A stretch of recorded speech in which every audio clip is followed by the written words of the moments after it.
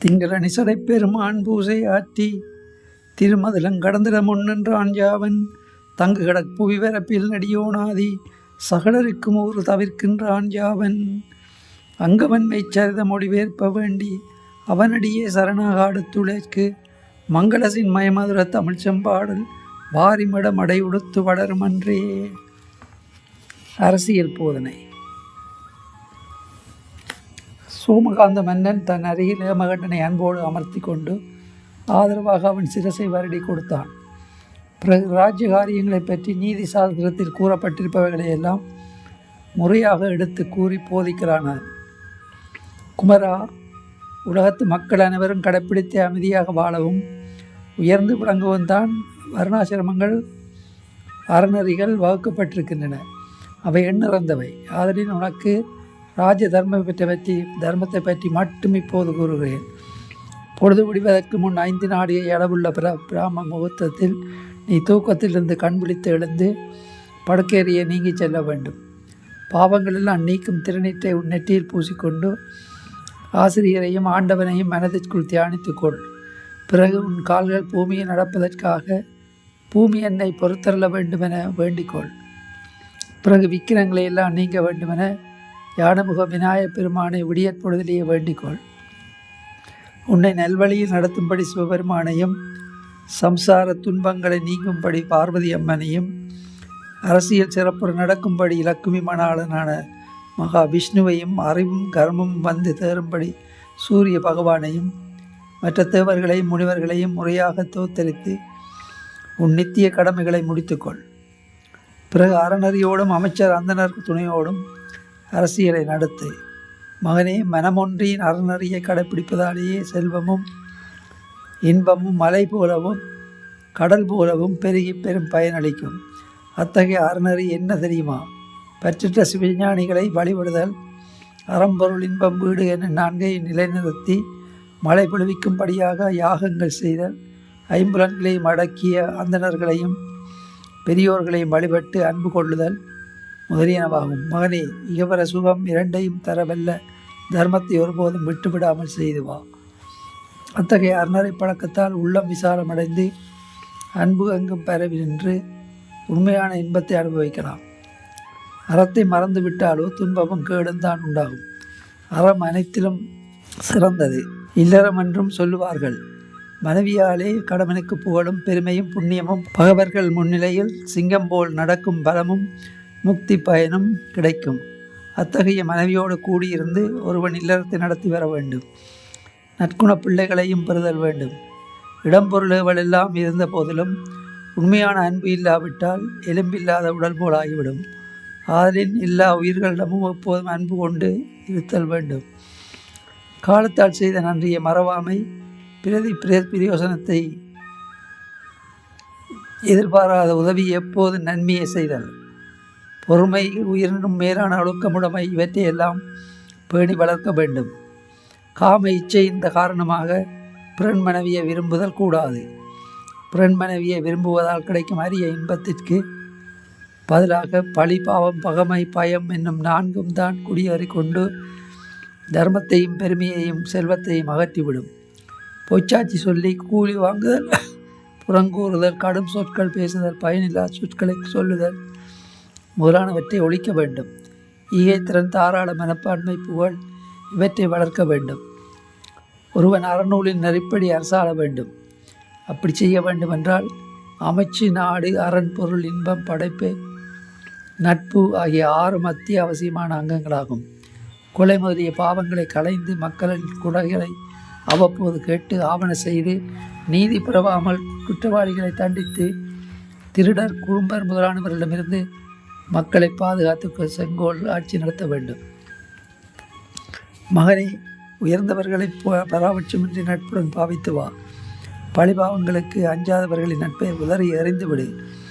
எப்போதும் எல்லோரிடமும் முகமலர்ச்சியோடு. செல்வம் வந்தபோது ஆனந்தப்படுவதும் வறுமையோ துன்பமோ வந்தபோது துக்கப்படுவதும் கூடாது. நீ குற்றம் புரியாமல் நன்றாக நடந்து கொண்டு பிறர் குற்றங்களை நீக்க வேண்டும். உன்னை ஒருபோதும் எந்த இடத்திலும் புகழ்ந்து பேசிக்கொள்ளாதே. அகம்பாவம் அழிவையே தரும். பகவரை காலம் அறிந்தும் பயனை முன்னிட்டுமே வெல்ல வேண்டும் இவ்வாறு அறவழியில் அரசியல் நடத்தி வந்தால் அவனுடைய செங்கோலின் அறமே அரசனை காக்கும், இல்லையெனில் அதர்மமே அவனை அழித்துவிடும். மகனே, இதுபோல் அரசியல் இலக்கணங்கள் ஏராளம் உண்டு. அவற்றை அறநூல்களில் படித்து தெளிவாக தெரிந்து கொள்ளு. ஏமகண்டனுக்கு முடிசூட்டுதல். சோமகாந்த மன்னன் தன் குமாரன் ஏமகண்டனுக்கு அறநறிகள் பலவற்றை போதித்துவிட்டு அரசபைக்கு வந்து சோதர நிபுணர்களை வரவழைத்து குமாரனின் பட்டாபிஷேகத்துக்கு ஒரு நன்னாள் குறிக்கச் செய்து உத்தராயண புண்ணிய காலமான தை மாதத்தில் பூச நட்சத்திரன் கூடிய சுப முகூர்த்தத்தில் குமாரன் ஏமகண்டனையும் அவன் மனையாளையும் அரியணையில் ஏற்றி வைத்து பெரும் ஆனந்தத்தோடு மகுடாபிஷேகம் செய்து முடித்தான். ஏமகண்டன் புது மன்னனாய் அரசாட்சி நடத்த தொடங்கினான். சோமகாந்தன் தன் பாரம் கழிந்தது என்று மனம் பூரித்து தன் மகனை நோக்கி, ஏமகண்டா, நான் முன்பு சொல்லியது போல் நீதி முறைப்படி அரசாட்சி நடத்தி வருவதுதான் இனி உன் கடமை. என் விருப்பப்படி நான் வனவாசம் செய்வதுதான் இனி என் கடமை என்று சொல்லிவிட்டு தன் அமைச்சர் முதலானவர்களை கூற வேண்டிய கட்டளைகளை எல்லாம் கூறி அதன்பின் தன் மனைவியோடு கானகத்திற்கு புறப்பட்டான். சோமகாந்தனின் வனவாசம். சோமகாந்த மன்னனும் அவன் மனைவியும் வனவாசத்திற்காக அரண்மனையிலிருந்து புறப்பட்டார்கள்.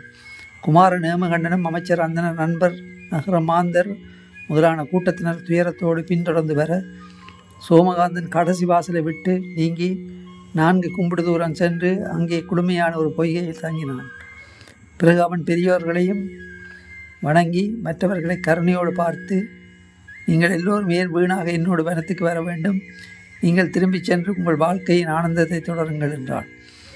அமைச்சர் முதலானோர் அளவு கடந்த துக்கத்தோடு கண்களில் இருந்து நீர் பெருகியோட, மன்னர் பெருமானே, தீயினிடம் வெப்பத்தையும் தண்ணீரிடம் குளுமையையும் சூரியனிடம் ஒளியையும் மலர்களிடம் நறுமணத்தையும் உடலினிடம் உயிரையும் போலவும் நீங்கள் இருந்து எங்களை எல்லாம் காத்து வந்தீர்கள்.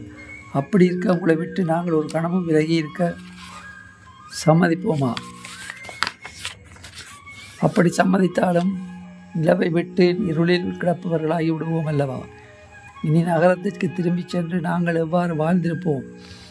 முற்பிறவியிலும் இப்பிறப்பிலும் தாங்கள் ஏராளமான புண்ணியங்களை செய்திருக்கிறீர்களாகையால் எந்த புண்ணிய தீர்த்தத்தினாலோ எந்த தவ முனிவர்களாலோ தங்கள் உடம்பில் பீடித்திருக்கும் வியாதி விரைவில் நீங்கிவிடும். அதுவரையிலும் நாங்கள் அனைவரும் தங்களுடன் வனத்திலிருந்து தக்க சிகிச்சைகளை செய்து பிறகு உங்களோடு நகரத்துக்கு திரும்பி வருகிறோம் என்றார்கள்.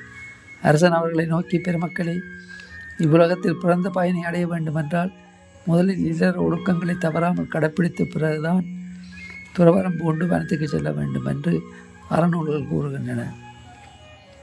அது நான் மறந்தாலென்றோ இந்த பொல்லா தொழுநோய் என்னை பிடித்து விட்டது. அதை சிந்தித்து பாருங்கள். என் குமாரன் என்னிடம் சிறப்பாக அரசாண்டு உங்களை பாதுகாத்து பெரும்புகழ் அடைவான்.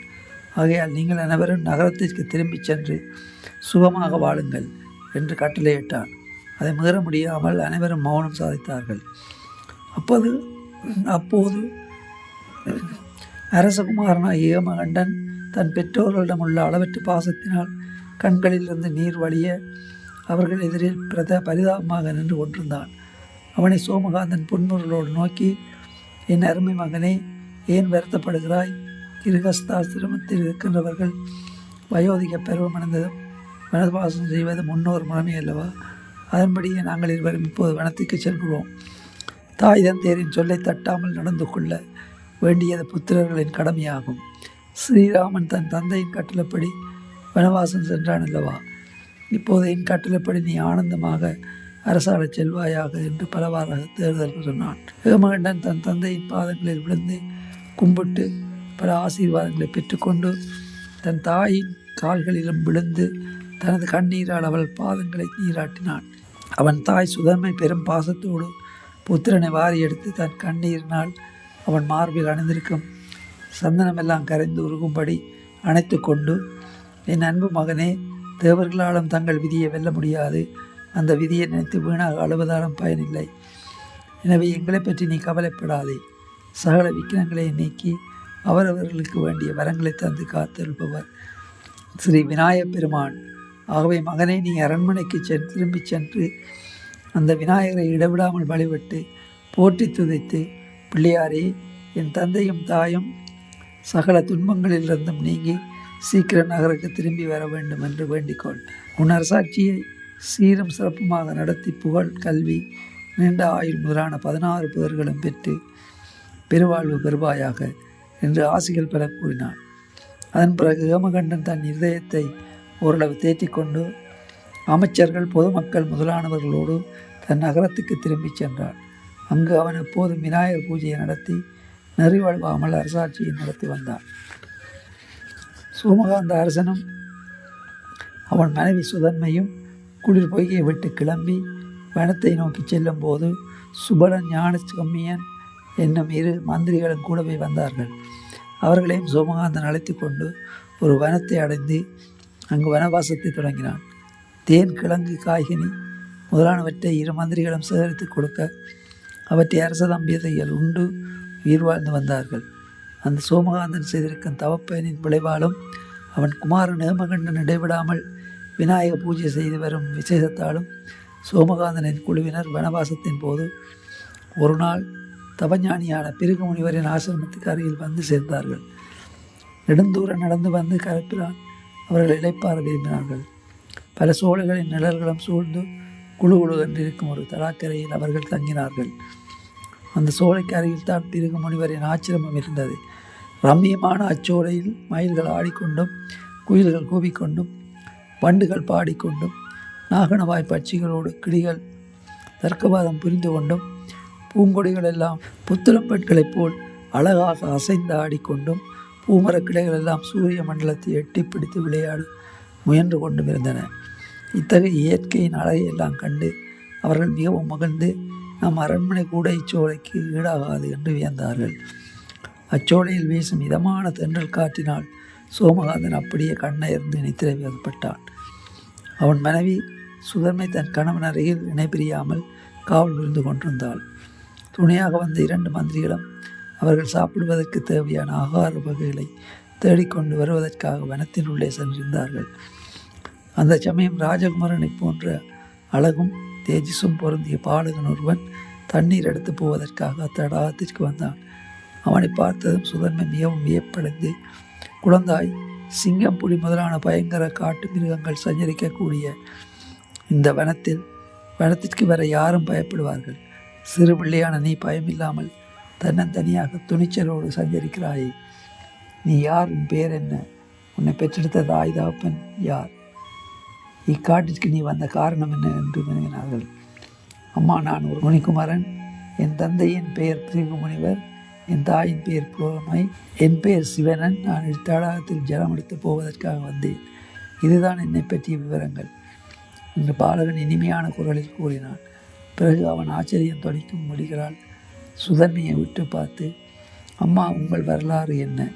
உங்களுக்கு இந்த நிலைமை எப்படி ஏற்பட்டது?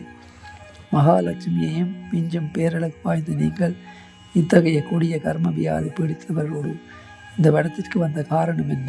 தயவு செய்து சொல்லுங்கள் என்று ஆர்வத்தோடு கேட்டான். சுதன்மை தன் கண்களிலிருந்து நீர் பெருகி வர உள்ளமெல்லாம் உருகி நெஞ்சு விம்மி தங்கள் நிலைமையை, நடப்புகள் அனைத்தையும் முனிகுமாரன் எடுத்து கொடுத்தாள். அதை கேட்டதன் பிறகு முனிவரின் குமரன் அவர் நிலைக்காக மிகவும் வருந்திய அறிவோடு பல ஆறுதல் வார்த்தைகள் சொல்லிவிட்டு தண்ணீர் மொண்டு கொண்டு தன் ஆச்சிரமத்திற்கு சென்றான். திங்கரணி சடைப்பெருமான் பூசையாற்றி திருமதிலும் கடந்தின முன் நின்றான் யாவன். தங்குகடற் புவிவரப்பின் நெடியோனாதி சகலருக்கும் ஒரு தவிர்க்கின்றான் யாவன். அங்கவன் மெய்ச்சரித மொழிபெயர்ப்பு வேண்டி அவனடியே சரணாக அடுத்துழைக்கு மங்களசின் மயமதுர தமிழ்ச்செம்பாடல் வாரிமிடம் அடை கொடுத்து வளரும் அன்றே.